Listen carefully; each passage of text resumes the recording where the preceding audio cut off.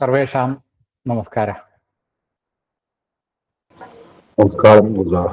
നമസ്കാരം. സംസ്കൃത പഠനം പ്രതി സർവേഷാം സ്വാഗതം. ഇദാനീം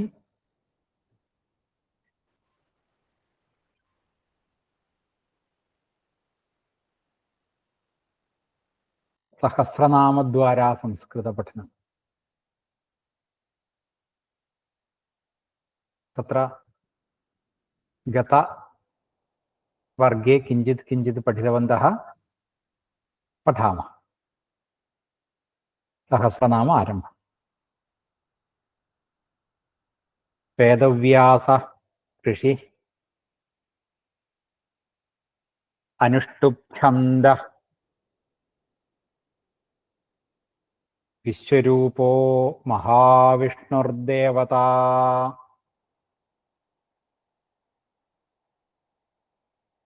ശുക്ലാംബരധരം വിഷ്ണും ശശിവർണം ചതുർഭുജം പ്രസന്നവദനം ധ്യായേൽ സർവവിഘ്നോപശാന്തയേ. ശാന്താകാരം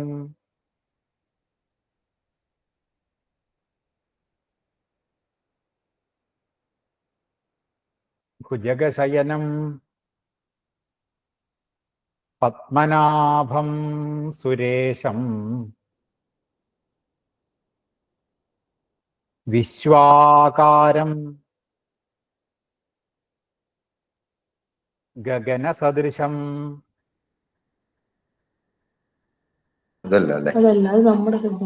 മേഘവർണം ശുഭാംഗം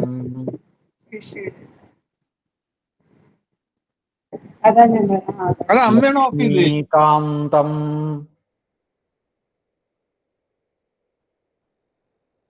കമലനയനം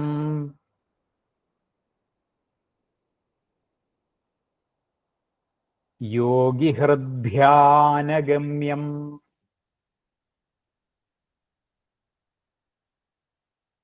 വന്ദേ വിഷ്ണും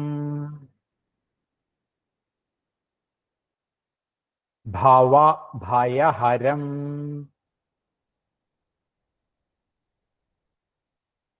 സർവലോകൈകനാഥം.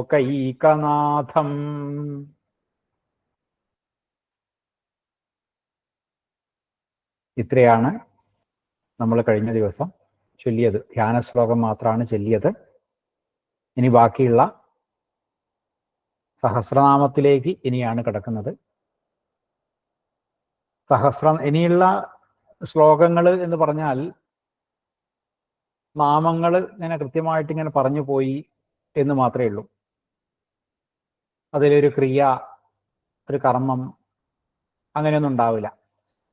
സാധാരണ ശ്ലോകങ്ങളെ, ഒരു സംസ്കൃത ശ്ലോകത്തെ വെച്ച് നോക്കുമ്പോൾ അതിൽ ക്രിയാകർത്താവ് ഒക്കെ ഉണ്ടാവുമല്ലോ. ഇവിടെ അതൊന്നും ഉണ്ടാവില്ല. സഹസ്രനാമങ്ങളായതുകൊണ്ട് നാമങ്ങൾ അങ്ങനെ ക്രമത്തിൽ പ്രഥമാവിഭക്തിയിൽ അങ്ങനെ പറഞ്ഞു പോവുകയാണ്. പ്രഥമാവിഭക്തിയിലാണ് എല്ലാ നാമങ്ങളും ഉണ്ടാവുക. അതിൻ്റെ ക്രമത്തിൽ നമ്മളിങ്ങനെ പറഞ്ഞു പോകുന്നു. അതാണ് നമ്മൾ സ്തോത്രമായിട്ട് ചൊല്ലാറ്. സ്തോത്രം. അപ്പോൾ ഈ പ്രഥമാവിഭക്തിയിലാണ് ഈ എല്ലാ നാമങ്ങളും വരിക സ്തോത്രത്തിൽ. പിന്നെ അത് നാമാവലിയായിട്ട് ചെല്ലും. നാമാവലിയായിട്ട് ചെല്ലുന്ന സമയത്ത് ഇതിൽ ഓരോന്നിൻ്റെയും, ഓരോ രൂപത്തിൻ്റെയും ചതുർത്ഥി ആക്കി മാറ്റും. അതിനെ ചതുർത്ഥിയാക്കി മാറ്റും. അതായത് നാരായണ എന്നുള്ളത് നാരായണായ എന്ന് മാറ്റുന്നത് പോലെ, ശിവ എന്നുള്ളത് ശിവായ എന്ന് മാറ്റുന്നത് പോലെ, ഇതൊക്കെ ശിവ എന്നുള്ളതിൻ്റെ ചതുർത്ഥിയാണ് ശിവായ. നാരായണ എന്നുള്ളതിൻ്റെ ചതുർത്ഥിയാണ് നാരായണായ. അങ്ങനെയാണ് നാമങ്ങൾ പിന്നെ ആയിട്ട് വരുന്ന സമയത്ത് നമ്മൾ ചൊല്ലുക. അതായത് ഓരോരോ നാമങ്ങളും പിന്നെ സ്തോത്രമായിട്ട് ചെല്ലുമ്പോൾ പ്രഥമാവിഭക്തിയിൽ തന്നെ ചെല്ലും. നാമാവലിയായിട്ട് ചെല്ലുന്ന സമയത്ത്, നാമാവലി എന്നാണ് അതിന് പറയുക. അപ്പോൾ അങ്ങനെ ചെല്ലുന്ന സമയത്ത് അധികവും ചതുർത്ഥി ആയിട്ട് നമ എന്നും കൂടി ചേർത്തിട്ട് ചെല്ലും. ഓരോ നിരയായിട്ട് നമുക്ക് അതാത് സമയത്ത് തന്നെ അതും കൂടി പറഞ്ഞു പോവാം. അപ്പോൾ ഒരു പ്രാവശ്യം പഠിക്കുമ്പോൾ തന്നെ അതിൻ്റെ നാമവും കൂടി നമുക്ക് പഠിക്കാൻ സാധിക്കും. അപ്പോൾ ആദ്യത്തെ രൂപം എന്ന് പറയുന്നത് വിശ്വം എന്നുള്ളതാണ്. വിശ്വം, അതാണ് ആദ്യത്തെ രൂപം. വിശ്വം. വിശ്വം എന്നുള്ളതിൻ്റെ അർത്ഥം നമ്മൾ നേരത്തെ പറഞ്ഞിട്ടുണ്ട്. എന്നാലും ഒരു പ്രാവശ്യം കൂടി ഒന്ന് പറയാം. ഈ നാമമായിട്ട് വരുന്നത് കൊണ്ട് ഒരു പ്രാവശ്യം കൂടി പറയാം. വിശ്വം എന്ന് പറഞ്ഞാൽ ഈ പ്രപഞ്ചം മുഴുവൻ എന്നുള്ള അർത്ഥത്തിലാണ് വിശ്വം എന്നുള്ള പേര്. ഈ പ്രപഞ്ചം മുഴുവൻ ആയിട്ടുള്ള രൂപം, അതാണ് വിശ്വം. ഈ പ്രപഞ്ചം എന്ന് പറഞ്ഞാൽ എന്താണ് ശരിക്കും? പ്രപഞ്ചം, പഞ്ചീകൃതം. പഞ്ചീകരണം എന്നൊക്കെ പറഞ്ഞാൽ കൂട്ടി യോജിപ്പിക്കുക എന്നൊക്കെ അർത്ഥമാണ്. പ്രകർഷമായിട്ട് പഞ്ചീകരിച്ചത്, അതാണ് പ്രപഞ്ചം. അത് തന്നെയാണ് വിശ്വം. ജഗത്ത് എന്നൊക്കെ പറയും. വിശ്വം എന്നുള്ളതിന് ജഗത്ത്, പ്രപഞ്ചം എന്നൊക്കെ ഉള്ള അർത്ഥമാണ്. ഇതിൽ നിന്നൊക്കെ ചില കാര്യങ്ങൾ നമുക്ക് മനസ്സിലാക്കാൻ സാധിക്കും. വിശ്വം എന്നുള്ളത് ഒരു ധാതു, വിസ് എന്നൊക്കെ പറഞ്ഞിട്ടുള്ള ഒരു ധാതുവായിട്ട് ബന്ധപ്പെട്ടാണ് വിശ്വം എന്നുള്ള രൂപം വരിക. അതായത് വിശതി എന്നുള്ള അർത്ഥം. വിശതി എന്ന് പറഞ്ഞാൽ അത് വിശതി എന്നുള്ള വാക്കിന്റെ അർത്ഥം മനസ്സിലാക്കണമെങ്കിൽ അതിൻ്റെ കൂടെ ഒരു ഉപസർഗം ചേർത്താൽ മനസ്സിലാവും. പ്ര എന്നുള്ള ഉപസർഗം ചേർത്താൽ പ്രവിശതി എന്നായി.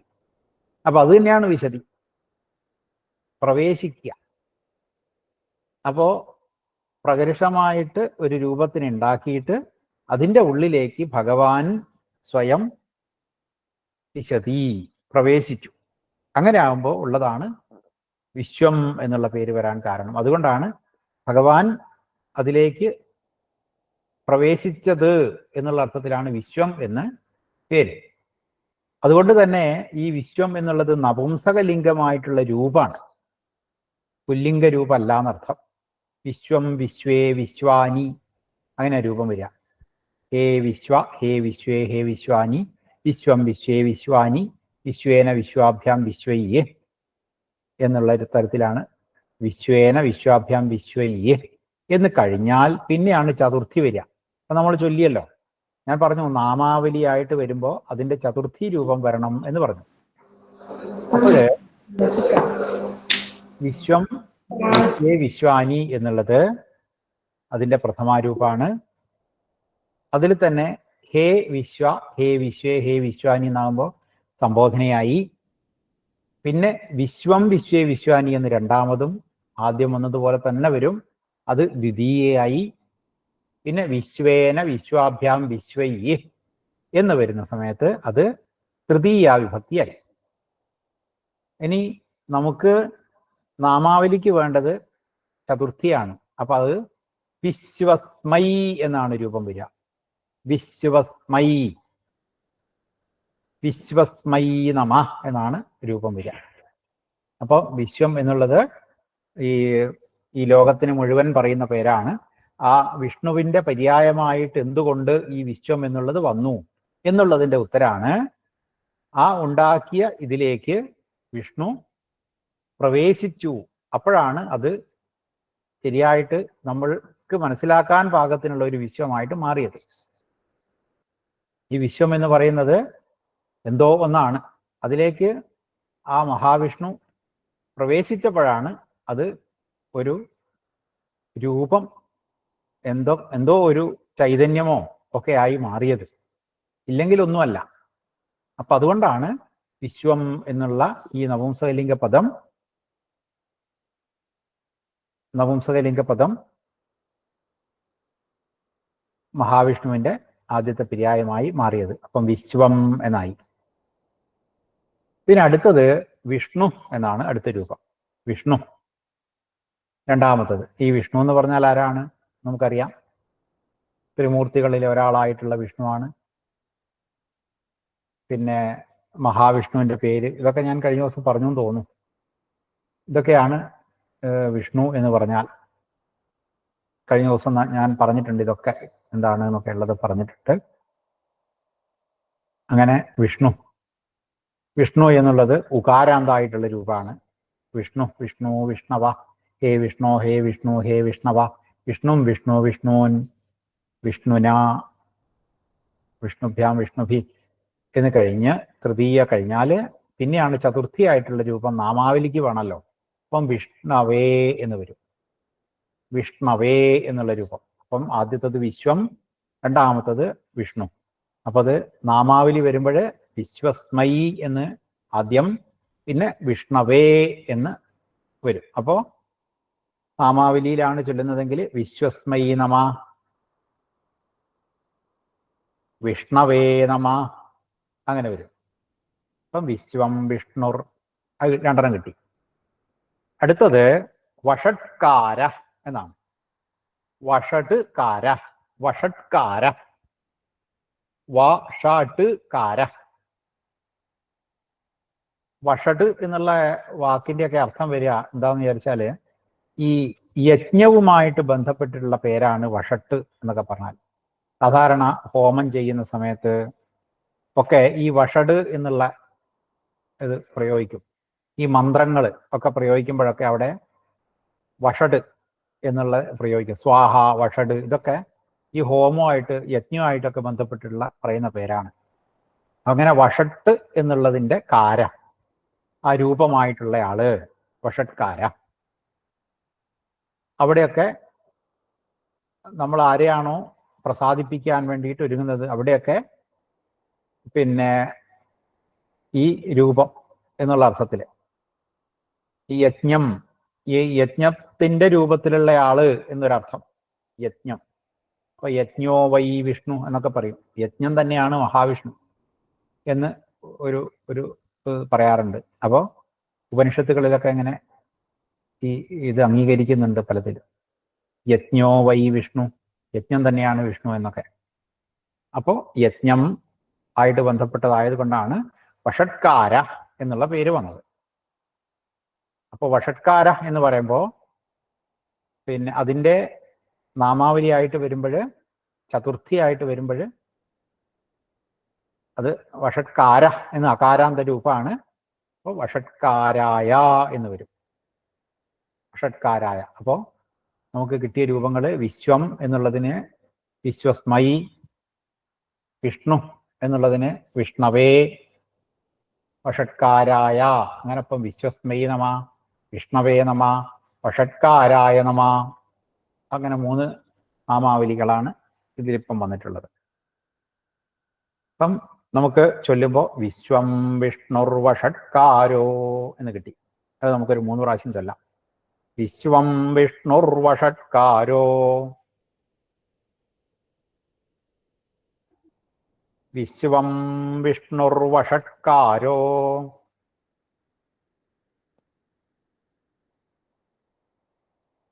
വിശ്വം വിഷ്ണുർ വഷട്കാരോ. ഈ വഷട്കാര എന്നാണ് രൂപമെങ്കിലും ഈ സ്തോത്രമായിട്ട് ചൊല്ലി വരുമ്പോൾ വഷട്കാര എന്നുള്ള ആ വിസർഗം ഓ എന്ന് ആയിട്ട് മാറും, വഷട്കാരോ എന്നായിട്ട് മാറുകയാണ് ചെയ്യുക. അപ്പൊ ഇവിടെയൊക്കെ വിശ്വം എന്ന് തന്നെ ഉച്ചരിക്കണം. വിശ്വം എന്നൊന്നും ആയപ്പോരാ. നമുക്ക് ഈ സാധാരണ ഉച്ചാരണത്തിന്റെ കാര്യത്തിലൊക്കെ പ്രയത്നം ചെയ്യാൻ കുറച്ച് മടിയാണ്. അപ്പോൾ ഉച്ചരിക്കാൻ അതിൻ്റെ എങ്ങനെയാണോ വേണ്ടത് അതേ ശക്തിയിൽ പ്രയോഗിക്കണം എന്നാണ് പറയാം. എന്നാലേ അത് മന്ത്രമായിട്ട് വൃത്തിയായിട്ട് ആവുള്ളൂ. അതുകൊണ്ട് വിശ്വം, ശിവ് ആ അനുസ്വാരം, അതാണ് ശിവ. വിശ്വം, ഷിണ് ഉഷ്ണു, വിഷ്ണുർ, വിഷ്ണു എന്നുള്ളത് വിസർഗം എന്നും കൂടി ആയിട്ട് വിഷ്ണുർ എന്നാവുകയാണ്. അപ്പം വിശ്വം വിഷ്ണുർ വഷട്കാരോ, വഷട്കാരോ. അടുത്ത പദം എന്ന് പറയുന്നത് ഭൂതഭവ്യ ഭവത് പ്രഭു. അതൊറ്റ പദാണ്. ഭൂതഭവ്യ ഭവത് പ്രഭു.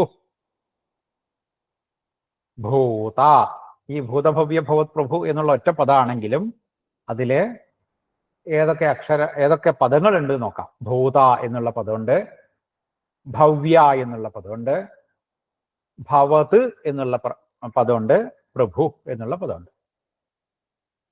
അപ്പൊ ഈ പ്രഭു എന്നുള്ള വാക്കിന്റെ അർത്ഥം എന്താണ്? പ്രഭു എന്ന് പറഞ്ഞാല് ഈ അധിപതി എന്നൊരർത്ഥം വരും. അധിപതി. ഈ വിഷ്ണു, ശിവൻ, ബ്രഹ്മാവ്, ഇന്ദ്രൻ അങ്ങനെയൊക്കെയുള്ള അർത്ഥങ്ങളൊക്കെ ഉണ്ട് പ്രഭു എന്നുള്ളതിന്. അധിപതി, പാലകൻ, പാലിക്കുന്നയാള്, അതേപോലെ നിത്യൻ, നിത്യമായിട്ടുള്ള ആള്, അതുപോലെ ശക്തൻ, ശക്തനായിട്ടുള്ള ആള്, ശ്രേഷ്ഠനായിട്ടുള്ള ആള്, ശ്രേഷ്ഠൻ എന്നൊക്കെ അർത്ഥമുണ്ട് ഈ പ്രഭു എന്നുള്ളതിന്. അപ്പൊ ഭൂതഭവ്യ ഭവത് പ്രഭു എന്ന് പറയുമ്പോൾ ഭൂതം എന്ന് പറഞ്ഞാൽ എന്താണ്? ഭൂതകാലം എന്നൊക്കെ പറയാറില്ലേ? ഇപ്പൊ കഴിഞ്ഞു പോയത് എന്നർത്ഥം. ഭവ്യം എന്ന് പറഞ്ഞാൽ എന്താണ്? ഭവ്യം, ഭവ്യം, ഭാവിയാണ് ഭവ്യം. അതേപോലെ ഭവത്ത് എന്ന് പറഞ്ഞാൽ ഇപ്പോൾ ഭവിച്ചുകൊണ്ടിരിക്കുന്നത്, വർത്തമാനം. അപ്പൊ ഭൂതം, ഭാവി, വർത്തമാനം, പ്രഭു, ഇതിൻ്റെയൊക്കെ പ്രഭുവാണ് എന്നർത്ഥം. അപ്പൊ ഭൂതത്തിന്റെ പ്രഭു, ഭവ്യപ്രഭു, ഭവത് പ്രഭു, ഇങ്ങനെ 3 തരത്തിലുള്ള പ്രഭു അത് കൂടിയിട്ട് വരുന്നതാണ് ഭൂതഭവ്യ ഭവത് പ്രഭു. ഇപ്പൊ പദങ്ങള് വേറെ പറയുമ്പോൾ ഭൂതപ്രഭു, ഭവ്യപ്രഭു, ഭവത് പ്രഭു, ഇതിന്റെ സമാഹാരമാണ് ഭൂതഭവ്യ ഭവത് പ്രഭു. അവിടെയൊക്കെ ശ്രദ്ധിക്കേണ്ടത് അക്ഷരങ്ങളാണ്. ഭൂ എന്നുള്ള അക്ഷരം, ഭൂത, ഭ അക്ഷരം, ഭൂത, ഭൂത എന്നായി പോരുത്.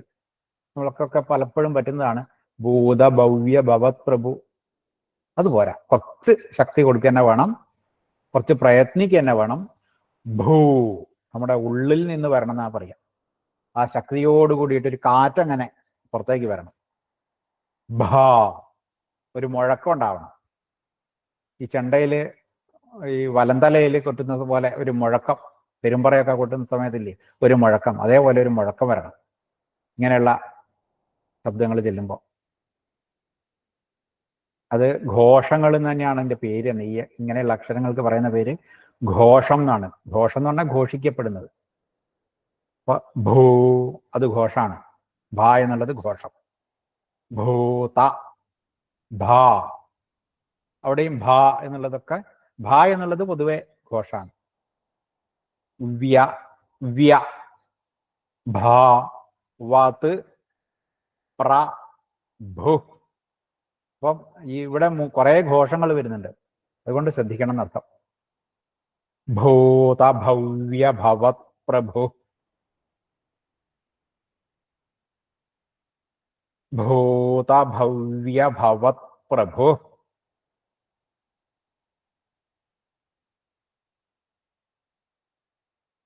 ഭൂത ഭവ്യ ഭവത് പ്രഭു.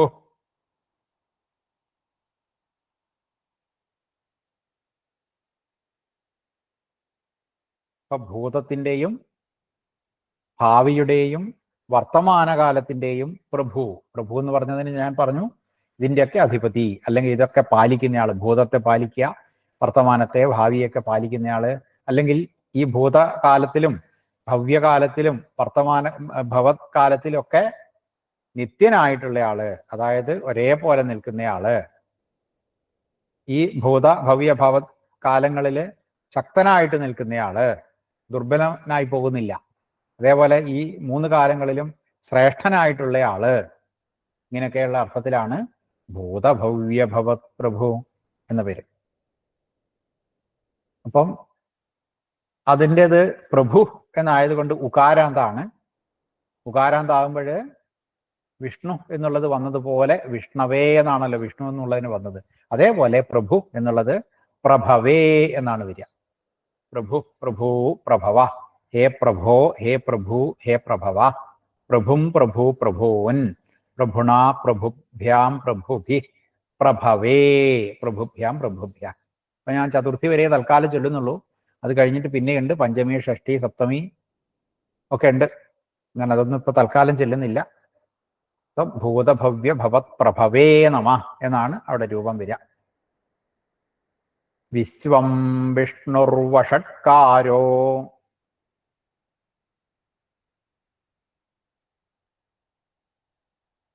ഭൂതഭവ്യ ഭവത് പ്രഭു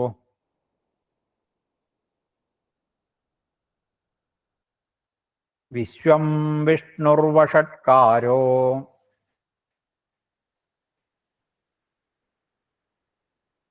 ഭൂതഭവ്യ ഭവത് പ്രഭു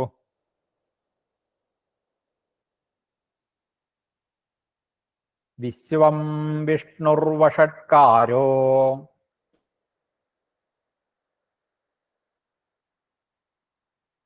ഭൂതഭവ്യ ഭവത് പ്രഭു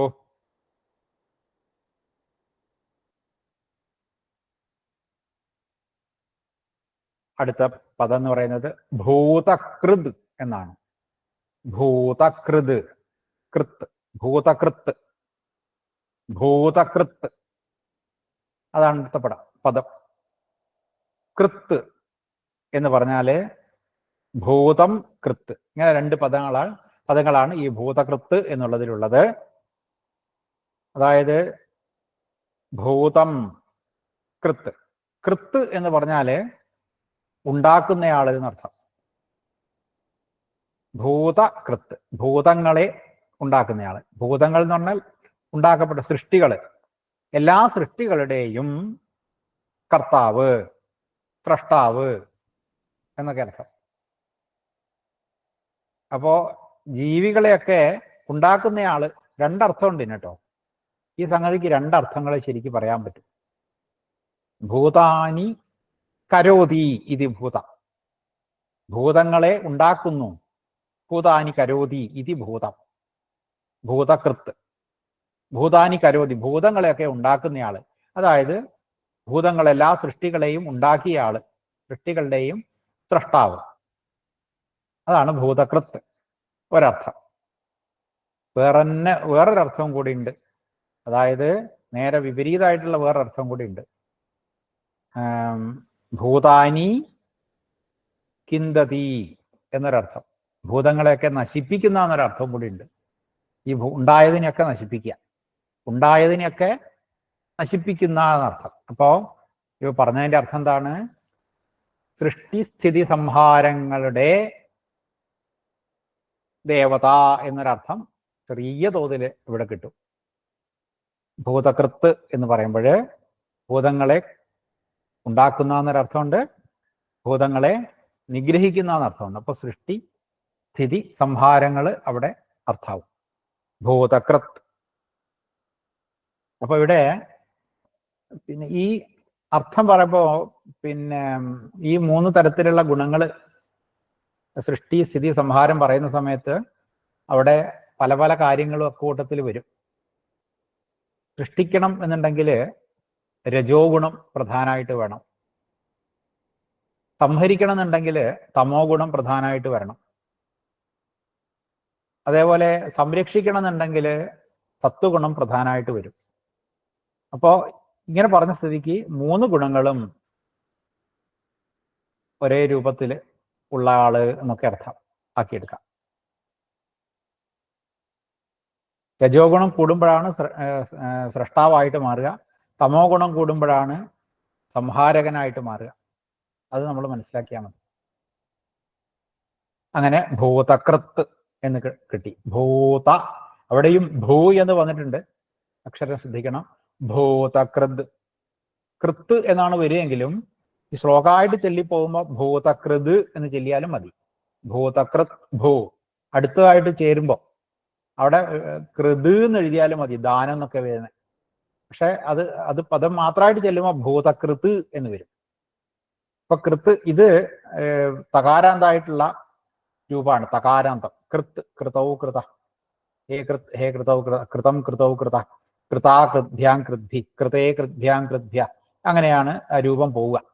അതുകൊണ്ട് അതിന്റെ ചതുർത്ഥി രൂപം എന്ന് പറയുന്നത് കൃതേ എന്നാണ്. അപ്പോ ഭൂതകൃത് എന്ന് പറയുമ്പോൾ ഭൂതകൃതേ എന്നാണ് ചതുർത്ഥി രൂപം വരിക. അപ്പോൾ നാമാവലിയിൽ വരുമ്പോൾ ഭൂതകൃതേ എന്ന് വരും. അടുത്തത് ഭൂതഭൃത്, ഭൃത്ത് എന്നുള്ള രൂപം. ഭൂതഭൃത്ത് എന്നുള്ള രൂപമാണ് അടുത്തത്. ഭൂതഭൃത്ത് എന്ന് പറയുമ്പോൾ ഭൂത എന്നുള്ളതിന്റെ അർത്ഥം പറഞ്ഞു. ആ ഭൂതങ്ങളെയൊക്കെ, ജീവജാലങ്ങളെയൊക്കെ, ഭൂതം എന്ന് പറഞ്ഞാൽ ഉണ്ടായത് എന്നൊക്കെ അർത്ഥം. ആ ഉണ്ടായതിനെയൊക്കെ, എല്ലാ ജീവജാലങ്ങളെയും അർത്ഥം. അവരെയൊക്കെ ഭൃത്ത്, ഭരിക്കുന്ന, ധരിക്കുന്ന എന്നൊക്കെ അർത്ഥം വരിക. അതിനെയൊക്കെ ധരിക്കുന്നയാള്, അതിനെയൊക്കെ ഭരിക്കുന്നയാള്. അതായത് പിന്നെ എങ്ങനെയാണ് ശരിയ, ആവശ്യമുള്ള സംഗതികളൊക്കെ കൊടുക്കുന്ന ആളാണ് എന്നർത്ഥം. അതായത് ഓരോന്നിലും എന്തൊക്കെയുണ്ട്, നമ്മളുമായിട്ട് ബന്ധപ്പെട്ട് നമ്മുടെ പുറത്ത് കാണുന്ന പലതിലും നമുക്ക് പലതും അനുഭവപ്പെടുന്നുണ്ട്. നമ്മൾ കാണുന്ന ജീവജാലങ്ങളിൽ നിന്നൊക്കെ നമുക്ക് പലതും അനുഭവപ്പെടുന്നുണ്ട്. ആ അനുഭവങ്ങളൊക്കെ എന്നർത്ഥം. അതൊക്കെ ഭൂതഭൃത്ത് എന്നുള്ളതിന്റെ അർത്ഥം ആയിട്ട് വരും. അതായത് തീക്ക് ചൂടുണ്ടാവും, സൂര്യന് ചൂടുണ്ടാവും. സൂര്യനിലെ ചൂട് എന്ന് പറഞ്ഞാൽ അത് ഭൂതഭൃത്ത് ആണ്, അത് ധരിക്കുന്നു. ഇപ്പൊ ഭൂമിയിൽ എന്തൊക്കെയുണ്ടോ അതൊക്കെ, ഫലഭൂയിഷ്ടമായിട്ടുള്ള ഭൂമി എന്നൊക്കെ പറയാറില്ലേ. അപ്പോൾ സസ്യങ്ങളൊക്കെ ഇങ്ങനെ വളരാറുണ്ട്. ആ വളർച്ച എന്നുള്ളതും ഭൂതഭൃത്ത് എന്നുള്ള അർത്ഥത്തിൽ എടുക്കാം. അപ്പൊ അങ്ങനെ ഇന്നതെന്നില്ല, ഈ അർത്ഥത്തിലൊക്കെ ഭൂതഭൃത്ത് എന്നുള്ള പേര് പറയാം. ഭൂതകൃത്, ഭൂതഭൃത്. പിന്നെ ഭാവ. ഭാവ എന്ന് പറഞ്ഞാൽ ഭവിക്കുന്നവൻ, ഭവതി ഇതി ഭവ, അതിന്റെ ഭാവമാണ് ഭാവ. ഉണ്ടാകുന്നവൻ. അതായത് ഇതിലെ അർത്ഥങ്ങൾ പരസ്പരം ബന്ധപ്പെട്ടുകൊണ്ട് തന്നെയാണ് ഇരിക്കുക. ഒരേ അർത്ഥം ചിലപ്പോൾ രണ്ടെണ്ണത്തിനൊക്കെ വന്നുകൂടായികയില്ല. ജംഗമം എന്ന് പറഞ്ഞാൽ ജഗത്ത് ജംഗമാണെന്ന് പറഞ്ഞു. അങ്ങനെയുള്ള ചലിക്കാത്ത ഇതുണ്ടാവും, ജംഗമവും ഉണ്ടാവും. ആ ഇതിലേക്കൊക്കെ നിലകൊള്ളുന്ന, ഇതിലൊക്കെ നിലകൊള്ളുന്ന, അതായത് ചലിക്കുന്നതിലും ചലിക്കാത്തതിലും സ്ഥാവരമായിട്ടുള്ളതിലും ജംഗമായിട്ടുള്ളതിലൊക്കെ സ്ഥിരമായിട്ട് വരുന്ന ഭാവം, അതാണ് ഭാവ.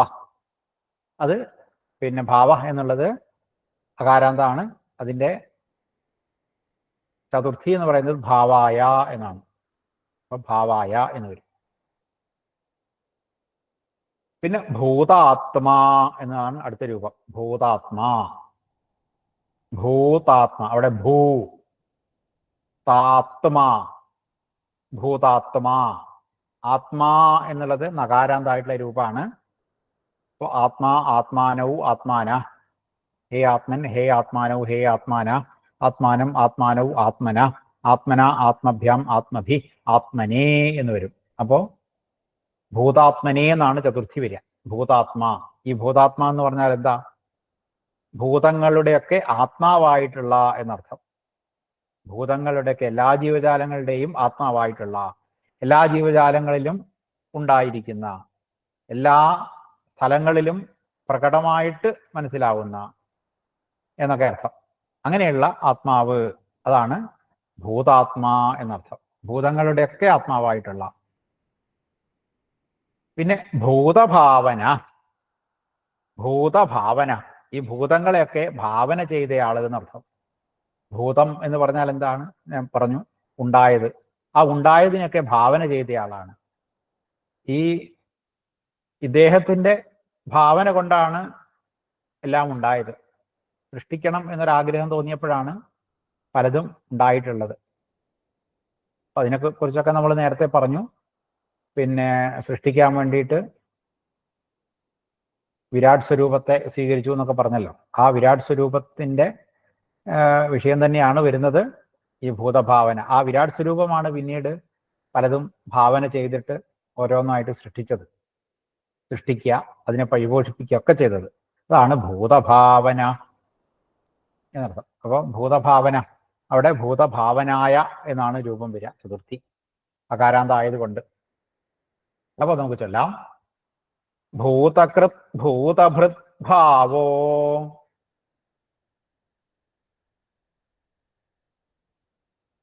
ഭൂതകൃത് ഭൂതഭൃത് ഭാവോ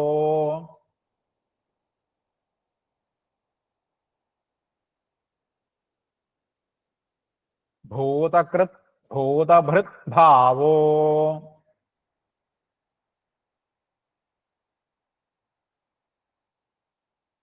ഭൂതാത്മാ ഭൂതഭാവന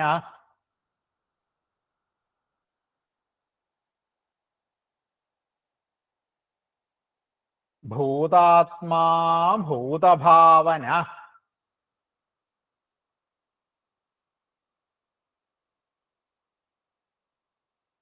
ഭൂതാത്മാ ഭൂതഭാവന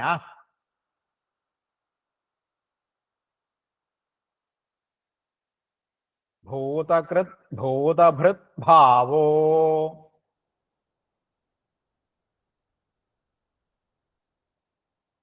ഭൂതാത്മാ ഭൂതഭാവന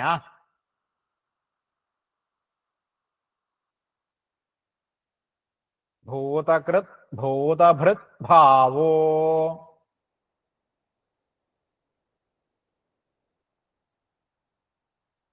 ഭൂതാത്മാ ഭൂതഭാവന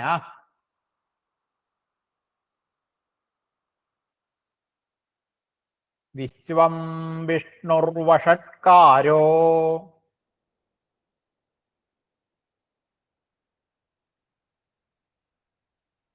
ഭൂതഭവ്യഭവത്പ്രഭു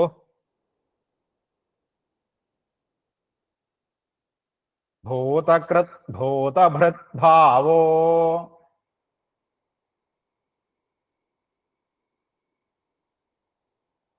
ഭൂതാത്മാ ഭൂതഭാവന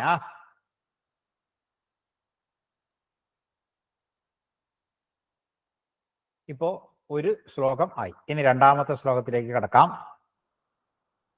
പൂതാത്മാ എന്നാണ് വരിക. പൂതാത്മാ പൂതാത്മാ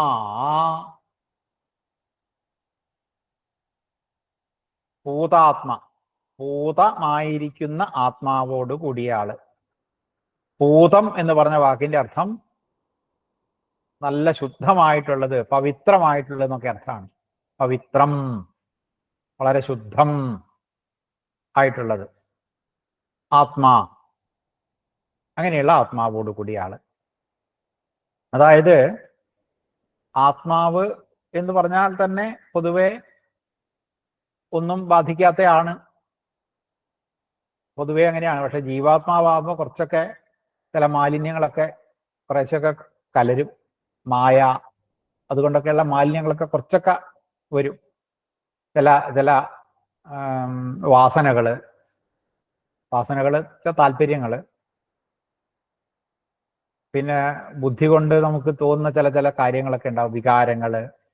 ഇതൊക്കെ ചിലപ്പോഴ് ജീവാത്മാവാകുമ്പോൾ ബാധിച്ചു എന്ന് വരാം. പക്ഷേ ഈ ആത്മാവ്, മഹാവിഷ്ണുവിന്റെ പര്യായമായിട്ട് വരുന്ന ഈ ആത്മാവ് ഭൂതാത്മാ ആണ്, ഭൂതമായിട്ടുള്ള ആത്മാവാണ്. ഇതൊന്നും ബാധിക്കില്ല എന്നർത്ഥം. ശരീരത്തിന്റെ സാധാരണ ജീവശരീരത്തിന് ബാധിക്കുന്നതായിട്ടുള്ള ഒരു വൈകാരിക വിഷയങ്ങളും ബാധിക്കില്ല. നിഷ്കളങ്കനാണ് എപ്പോഴും എന്നർത്ഥം. ശുദ്ധമായിട്ടുള്ള രൂപം, അതാണ് പൂത ആത്മാ. അവിടെ പൂത ആത്മ ഇങ്ങനെ രണ്ടു തരത്തിലുള്ള രൂപമാണ്, പദങ്ങളാണുള്ളത്. പൂതാത്മാ എന്നൊരുമിച്ചല്ലോ. അപ്പൊ ആത്മാ എന്നായതുകൊണ്ട് ആത്മനേ എന്ന് വരും. അപ്പൊ പൂതാത്മനേ എന്നാണ് രൂപം വരിക. പൂതാത്മാ, പൂതാത്മനേ. അടുത്തത് പരമാത്മാ എന്ന് വരും. പരമാത്മാ, പരമ ആത്മാ, ഇങ്ങനെ അതാണ് പരമാത്മാ എന്നാകുന്നത്. ഇപ്പൊ നമ്മളിപ്പോ പറഞ്ഞു, ആത്മാവിനെ പറ്റി പറഞ്ഞു. പരമാത്മ, പരമമായിട്ടുള്ള ആത്മാവ്. പരമം എന്ന് പറഞ്ഞാല് ഏറ്റവും ശ്രേഷ്ഠം എന്നൊക്കെ അർത്ഥം. ഏറ്റവും അപ്പുറത്തുള്ള, ഒരു തരത്തിലും അപൂർണമല്ല, പൂർണ്ണതയുടെ അപ്പുറത്ത്, അപൂർണതയ്ക്കൊക്കെ അപ്പുറത്തുള്ള ഒരു ആത്മാവ്. അതായത് ഏറ്റവും ശ്രേഷ്ഠം എന്നുള്ള അർത്ഥം. വേദാന്തം ഒക്കെ അതിലൊക്കെ അങ്ങനെയാണല്ലോ പറയാ, പരമമായിട്ടുള്ള ആത്മാവ്. അത് പലതരത്തിലും വരാറുണ്ട്. ഈ ജീവാത്മാവ് പരമാത്മാവുണ്ട്. അതിൽ ആ പരമാത്മാവ് എന്ന് പറയുന്നത് തന്നെയാണ് പരമാത്മാവ്. ജീവാത്മാവ് ഓരോ ശരീരത്തിലും ഭിന്നമായിട്ട് വരും. ഒരു തരത്തിലും മാറ്റമില്ലാത്തത് പരമാത്മാവ്. അപ്പൊ പരമാത്മാ, അത് പരമാത്മനെ എന്നാണ് രൂപം വരിക. അപ്പൊ ജീവാത്മാ, പരമാത്മാ, ഭൂതാത്മാ, പരമാത്മാ. പിന്നെ ച എന്നുള്ളത് അവ്യയമായിട്ട് വരികയാണ്. അത് കൂട്ടി യോജിപ്പിക്കാൻ വേണ്ടി ഒരു ശ്ലോകം ആകുമ്പോൾ ഇടയ്ക്ക് ചില ച എന്നൊക്കെ ചേർക്കേണ്ടി വരും. അപ്പൊ ഭൂതാത്മാ പരമാത്മാ ച.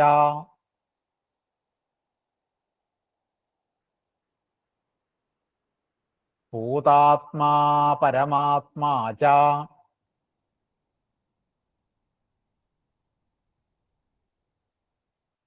ഭൂതാത്മാ പരമാത്മാ ച.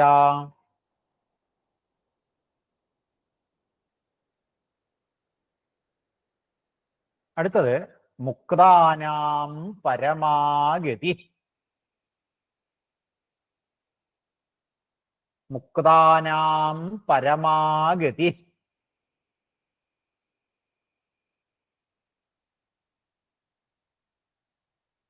മുക്താനാം പരമാഗതി. അതിന്റെ അർത്ഥം നോക്കാം. അവിടെ മുക്താനാം എന്ന് ഒരു പദം, പരമാ ഒരു പദം, ഗതി അടുത്ത പദം, ഇങ്ങനെ 3 പദങ്ങളുണ്ട്. പരമാഗതി എന്നുള്ളത് പരമഗതിയാണ്. പരമാഗതി, മുക്താനാം പരമാഗതി. അപ്പൊ അവിടെ മുക്തൻ എന്ന് പറഞ്ഞാൽ ആരാണ്? മോചനം കിട്ടിയ ആളാണ് മുക്തൻ. മോചനം കിട്ടിയ ആൾ, അതായത് ഏതെങ്കിലും വിഷയത്തിൽ നിന്നും മോചനം കിട്ടിയ ആൾ മുക്തൻ. വിമോചിതമായ ആത്മാവ്. പലതരത്തിലുള്ള ബന്ധനങ്ങൾ മനുഷ്യനുണ്ടാവും. അപ്പൊ അതിൽ നിന്നൊക്കെയുള്ള മോചനം, അതിൽ നിന്നും മോക്ഷം എന്നൊക്കെ പറയാൻ വേണമെങ്കിൽ അതാണ് മുക്തൻ. ആ മുക്തന്മാർക്ക് പരമാഗതി, ഏറ്റവും ഉന്നതമായിട്ടുള്ള, പരമോന്നതമായിട്ടുള്ള ഗതി ആയിട്ടുള്ള ആള്, അതാണ് മുക്താനാം പരമാഗതി. മുക്താനാം പരമാഗതി. അപ്പൊ ഗതി എന്നാണ് വരിക. അപ്പൊ ഗതയേ എന്ന് അതിന്റെ ചതുർത്ഥി വരും. മുക്താനാം പരമാഗതയേ നമഃ എന്നാണ് രൂപം വരിക. അപ്പൊ നമുക്ക് ചൊല്ലാം, മുക്താനാം പരമാഗതി.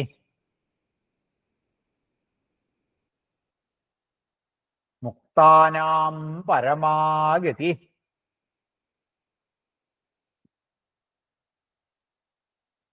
മുക്താനാം പരമാഗതി.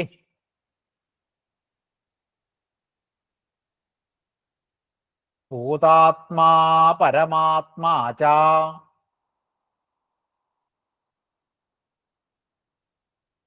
മുക്താനാം പരമാഗതി.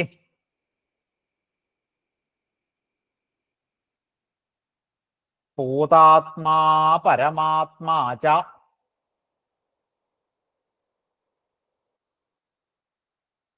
മുക്താനാം പരമാഗതി.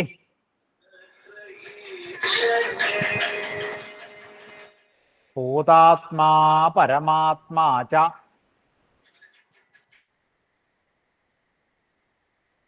മുക്താനാം പരമാഗതി.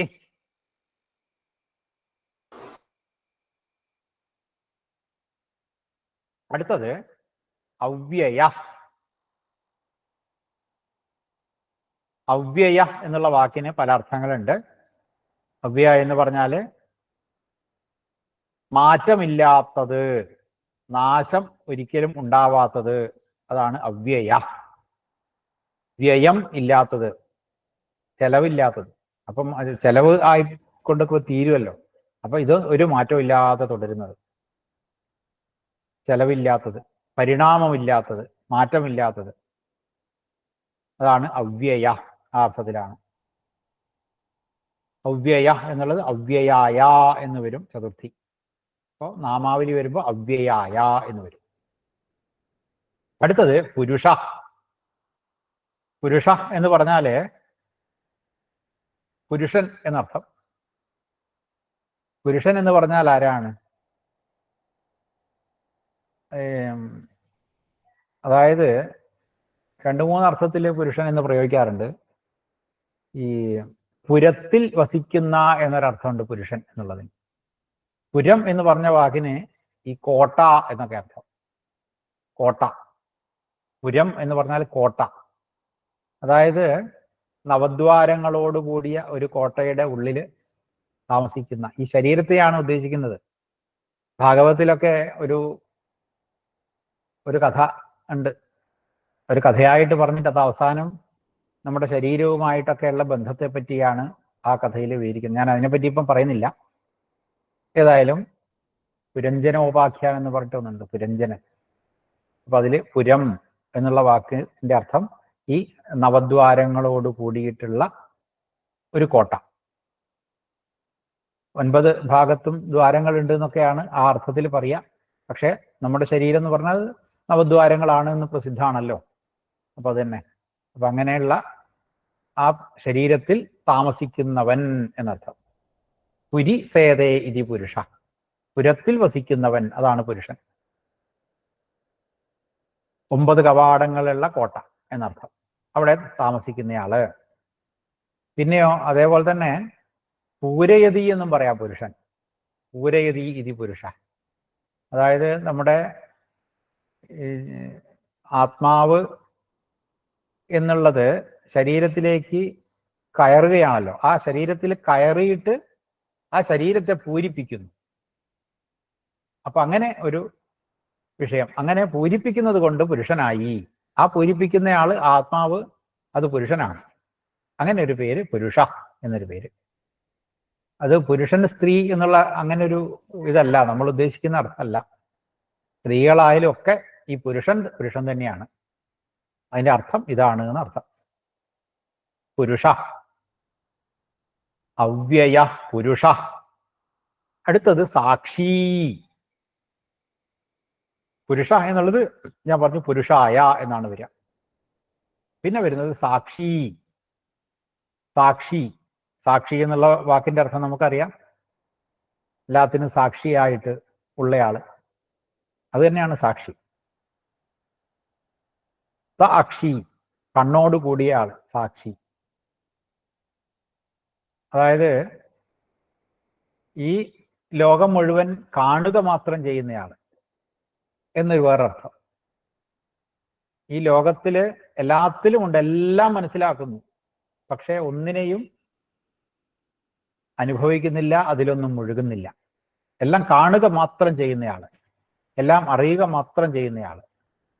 ഒന്നിനെയും ഈ പറഞ്ഞതുപോലെ അതിലേക്ക് സക്തനായിട്ട് വരുന്നില്ല. അങ്ങനെ ഒരു അർത്ഥം എടുക്കാം. അപ്പൊ അതാണ് സാക്ഷി. അപ്പോ അവ്യയ പുരുഷ സാക്ഷി.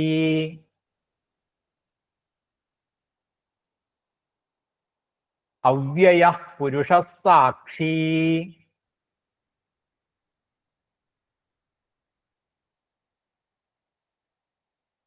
അവ്യയ പുരുഷ സാക്ഷി.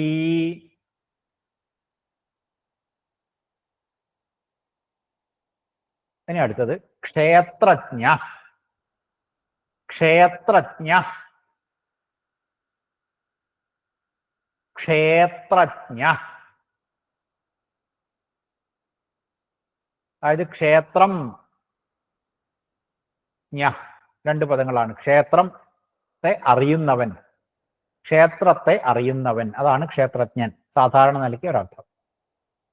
ക്ഷേത്രം എന്നുള്ളതിന് പല പല അർത്ഥങ്ങളുണ്ട്. അതായത് നമ്മുടെ ശരീരം എന്നുള്ളൊരർത്ഥം ക്ഷേത്രത്തിനെ പറയാം. ആ ശരീരത്തെ, ആ ശരീരത്തിനുള്ളിൽ എന്തൊക്കെയുണ്ട് എന്നുള്ളതൊക്കെ മനസ്സിലായിട്ടുള്ള ആള്. ശരീരത്തിന്റെ ഉള്ളിൽ എന്തൊക്കെയാണ് അനുഭവങ്ങളാണ്, പലതരത്തിലുള്ള അനുഭവങ്ങൾ. ആ അനുഭവങ്ങളെയൊക്കെ മനസ്സിലാക്കുന്നവൻ, അറിയുന്നവൻ, ക്ഷേത്രജ്ഞ. അപ്പോ ക്ഷേത്രം എന്നുള്ളതിന് വേറൊരു അർത്ഥം എന്താ പറയുക? വയല് എന്നൊരർത്ഥമുണ്ട്. വയല് എന്ന് പറഞ്ഞാൽ വിളഭൂമി എന്നൊക്കെയുള്ള അർത്ഥം. ആ വിളഭൂമിയെ അറിയുന്നവൻ എന്നർത്ഥം. അപ്പൊ വിളഭൂമി എന്ന് പറഞ്ഞാൽ നമ്മുടെ ശരീരത്തിൽ എന്തൊക്കെ അനുഭവങ്ങളുണ്ട്, വൈകാരികമായിട്ടും ഒക്കെയുള്ള പല പല അനുഭവങ്ങൾ നമുക്കുണ്ടാവും. അതിനെയൊക്കെ അറിയുന്നയാൾ. അപ്പൊ അത് തന്നെയാണല്ലോ ഈ നമ്മൾ സാധാരണ വിളവെടുപ്പ് എന്നൊക്കെ പറയുമ്പോൾ അനുഭവങ്ങൾ, അത് ഒരനുഭവമാണ്. അനുഭവ സമ്പത്ത് എന്നൊക്കെ പറയാറില്ലേ, അതൊരനുഭവമാണ്. അപ്പോൾ അതിനെയൊക്കെ അനുഭവം പിന്നീട് ഉണ്ടാകുന്നത്. അപ്പോൾ അതിനെയൊക്കെ അറിയുന്നയാൾ. അപ്പോൾ ഒരു കൃഷിയായിട്ട് ബന്ധപ്പെട്ടിട്ടാണെങ്കിൽ നമ്മൾ സാധാരണ ലൗകികമായിട്ട് പറയുമ്പോൾ അവിടെ ഒരു കൃഷി ഇന്നത് നല്ല പറ്റിയ സ്ഥലമാണ്, കൃഷി ചെയ്യാൻ പറ്റിയ സ്ഥലമാണ് എന്നൊക്കെ കണ്ടുപിടിക്കുന്നത് പോലെ, അതിനെയൊക്കെ മനസ്സിലാക്കുന്നത് പോലെ ഇത് ലൗകികമല്ല, ആത്മീയമായിട്ട് ആണ് നമ്മൾ പറയുന്നത് ക്ഷേത്രജ്ഞ. ആ വയലിനെ അറിയുന്ന എന്നൊക്കെ അർത്ഥം. പിന്നെ ക്ഷേത്രജ്ഞ. അടുത്തത് അക്ഷര. അക്ഷര അക്ഷര അക്ഷര അവിടെ അത് കീഷ് ആ, അതാണ് ക്ഷ. അക്ഷര അക്ഷര. അക്ഷരം എന്നുള്ള വാക്കിന്റെ അർത്ഥം എന്താണ്? ക്ഷരം ഇല്ലാത്തത്. ക്ഷരം എന്ന് പറഞ്ഞാൽ നാശമാണ്. നാശമില്ലാത്തത് അല്ലെങ്കിൽ നശിപ്പിക്കാൻ പറ്റാത്തത്. ഒരു തരത്തിലും നശിപ്പിക്കാൻ പറ്റില്ല, നാശമില്ല, അങ്ങനെയൊക്കെ ഉള്ള അർത്ഥത്തിലാണ് പിന്നെ അക്ഷരം എന്നുള്ളത്. ഒരു തരത്തിലും ഒരിക്കലും മാറ്റമില്ല, മാറ്റമേ ഇല്ലാത്തയാള്. മറ്റു പലതിനും മാറ്റമുണ്ട്, പക്ഷെ ഇത് ഈ രൂപത്തിന് മാറ്റം ഇല്ല. അക്ഷര നാശമില്ലാത്തതെന്നൊക്കെ അർത്ഥം. അപ്പോ ക്ഷേത്രജ്ഞ എന്നുള്ളത് ക്ഷേത്രജ്ഞായ എന്ന് രൂപം വരും. അക്ഷര എന്നുള്ളത് അക്ഷരായ എന്ന് വരും നാമാവലി വരുന്ന സമയത്ത്. ക്ഷേത്രജ്ഞോക്ഷര. പിന്നെ അടുത്തത് ഏവ ച. ഇത് രണ്ടും അവ്യയങ്ങളാണ്. അത് ഈ പാദപൂരണത്തിന് വേണ്ടി ചേർക്കുന്നത് പോലെ എന്ന് കരുതിയാൽ മതി. ഏവ എന്ന് പറഞ്ഞാൽ തന്നെ, ച അത് ആ തരത്തിലേ എടുക്കണ്ടു. അത് നാമപദമല്ല. ക്ഷേത്രജ്ഞോക്ഷര ഏവ ച. ക്ഷേത്രജ്ഞോ അക്ഷര. ക്ഷേത്രജ്ഞ അക്ഷര കൂടി വരുമ്പോ ക്ഷേത്രജ്ഞ എന്നുള്ളത് ക്ഷേത്രജ്ഞോ എന്നാവും. അക്ഷര എന്നുള്ളതിന്റെ ആ എന്നുള്ളത് ലോപിച്ചിട്ട് അവിടെ ഒരു പ്രശ്ലേഷം വരും. ക്ഷേത്രജ്ഞോ അക്ഷര, അത് കൂടി വരുമ്പോ ക്ഷേത്രജ്ഞോക്ഷര എന്നാവും. അപ്പൊ അവിടെ എഴുതിയിട്ട് ഈ പ്രശ്ലേഷം കണ്ടിട്ട് ക്ഷേത്രജ്ഞോ ക്ഷര ഏവച എന്ന് ഉച്ചരിക്കരുത് എന്ന് മാത്രം കൂട്ടിച്ചെല്ലണം. ക്ഷേത്രജ്ഞോക്ഷര ഏവച. ക്ഷേത്രജ്ഞോക്ഷര ഏവച. അവ്യയ പുരുഷ സാക്ഷി.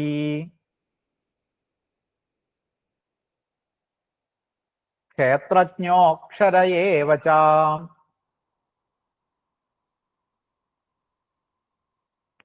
അവ്യയ പുരുഷ സാക്ഷി. ക്ഷേത്രജ്ഞോക്ഷര ഏവച.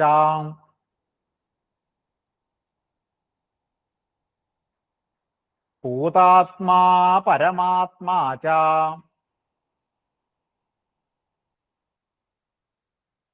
മുക്താനാം പരമാഗതി.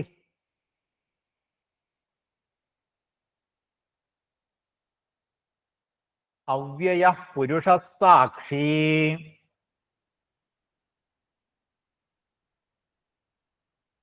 ക്ഷേത്രജ്ഞോക്ഷര ഏവച.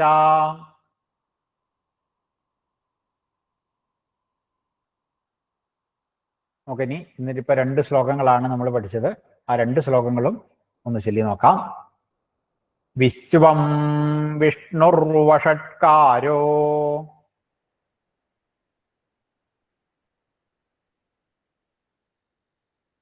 ഭൂതഭവ്യഭവത് പ്രഭു.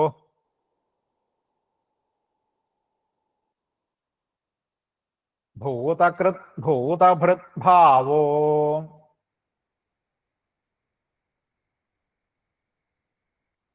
ഭൂതാത്മാ ഭൂതഭാവന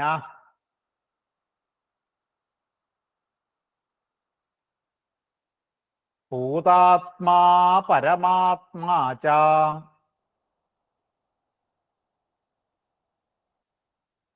മുക്താനാം പരമാഗതി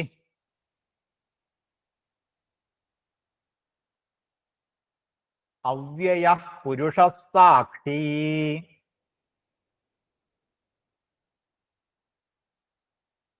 ക്ഷേത്രജ്ഞോക്ഷര ഏവ ച.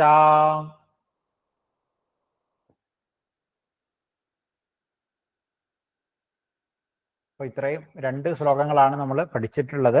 ഇനി അതിലിപ്പോ ഞാൻ പറഞ്ഞു നാമാവലി ആയിട്ട് എങ്ങനെയാണ് വരേണ്ടതെന്നും കൂടി പഠിച്ചു.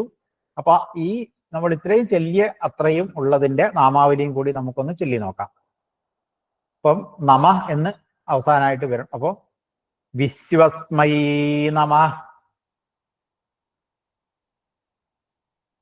വിഷ്ണവേ നമ, വഷട്കാരായ നമ,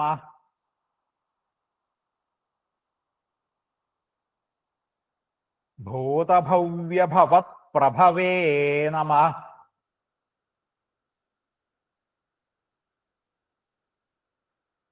ഭൂതകൃതേ നമ,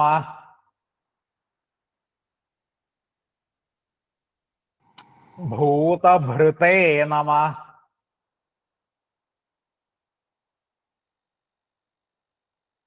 ഭാവായ നമ,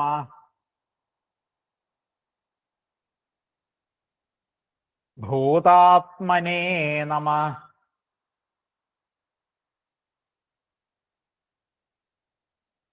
ഭൂതഭാവനായ നമ,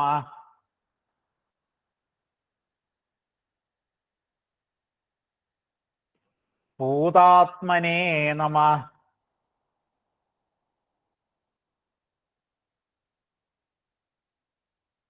പരമാത്മനേ നമ,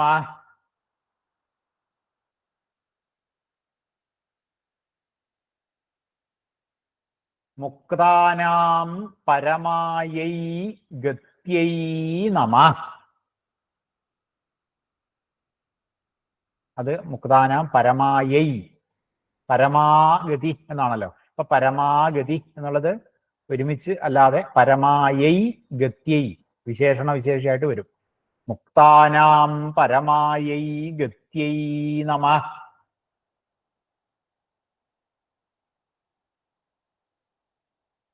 അവ്യയായ നമ, പുരുഷായ നമ,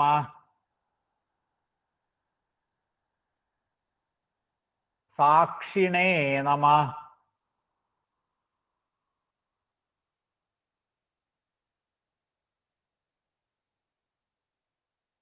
ഈ ക്ഷേത്രജ്ഞായ എന്നും അക്ഷരായ എന്നും 2 പദമാണെങ്കിലും ഗുരുനാഥൻ തിരുത്തി നാമാവലിയായിട്ട് വരുമ്പോൾ അത് രണ്ടും കൂടി ഒരുമിച്ച് ചൊല്ലണം എന്നാണ് പറഞ്ഞിട്ടുള്ളത്.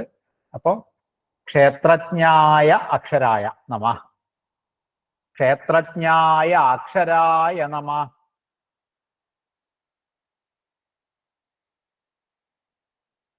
അപ്പൊ ഇത്രയാണ് നമ്മൾ ഇന്ന് പഠിക്കുന്നത്. ഓം ശുക്ലാംബരധരം വിഷ്ണും ശശിവർണം ചതുർഭുജം പ്രസന്നവദനം ധ്യായേൽ സർവവിഘ്നോപശാന്തയേ.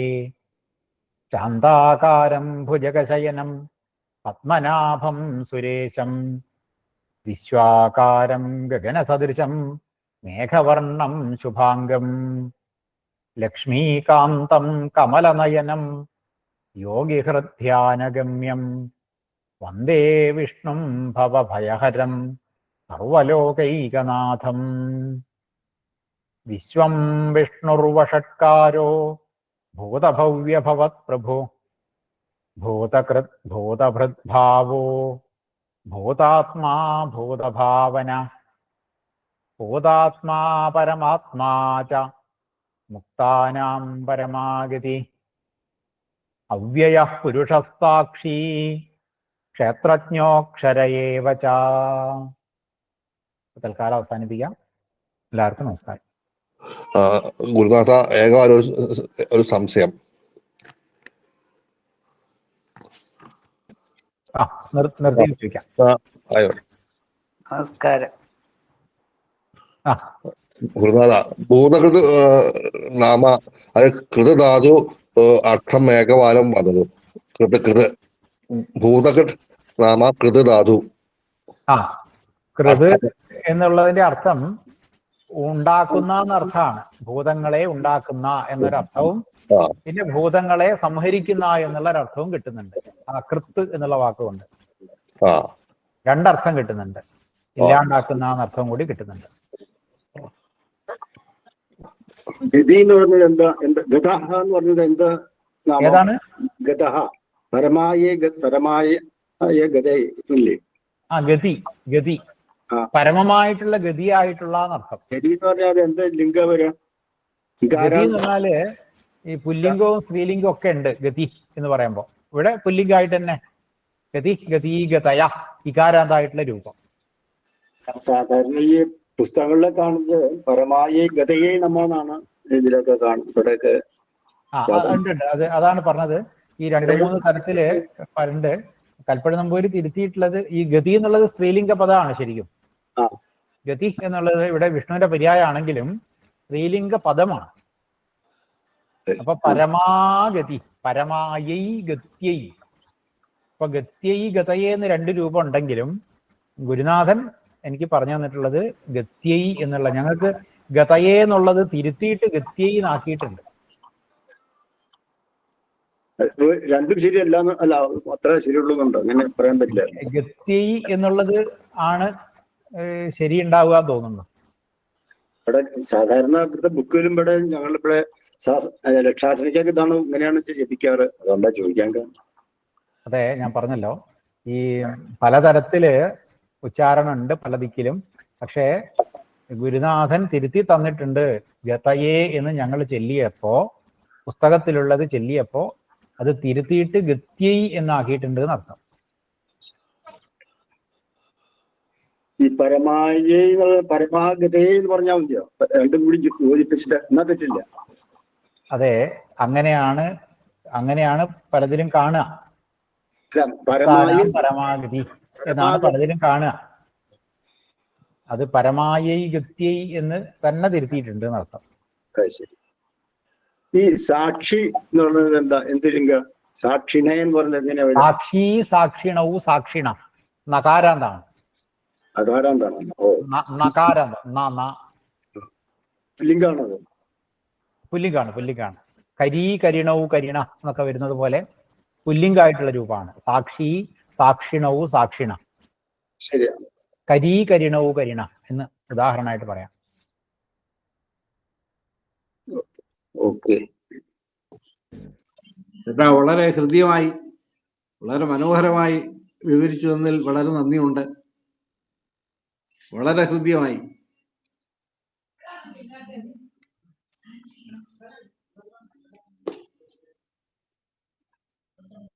ഇനി ഒരു കാര്യം കൂടി. ഇത് നിർത്തിക്കോളൂ ഇനി.